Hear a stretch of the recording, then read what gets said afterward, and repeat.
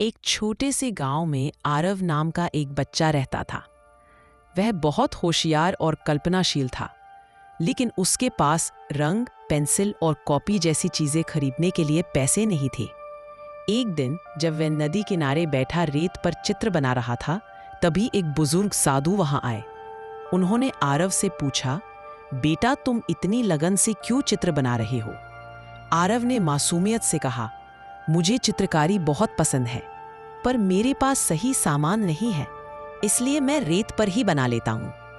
साधु मुस्कुराए और उसे एक चमकती हुई सुनहरी पेंसिल दी। उन्होंने कहा, यह साधारण पेंसिल नहीं है, यह जादुई पेंसिल है। जो भी तुम इससे बनाओगे वह सच हो जाएगा, लेकिन याद रखना, इसका इस्तेमाल हमेशा अच्छे कामों के लिए करना। आरव बहुत खुश हुआ और घर जाकर उसने सबसे पहले एक गर्म गर्म रोटी बनाई। देखते ही देखते रोटी सचमुच उसकी प्लेट में आ गई। फिर उसने दूध बनाया और कटोरी दूध से भर दी। धीरे धीरे पूरे गांव को पता चल गया कि आरव के पास जादुई पेंसिल है।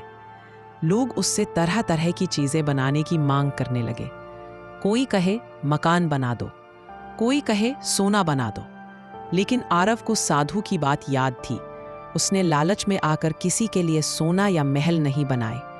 उसने सिर्फ वही चीजें बनाई जो सचमुच जरूरी थी, जैसे गरीबों के लिए खाना, अनाथ बच्चों के लिए कपड़े और किसानों के लिए औजार। गांव के लोग धीरे धीरे समझ गए कि असली खुशी लालच में नहीं, बल्कि साझा करने और मदद करने में है। कुछ दिन बाद वही साधु फिर गांव में आए। उन्होंने देखा कि आरव ने पेंसिल का इस्तेमाल बहुत समझदारी से किया है।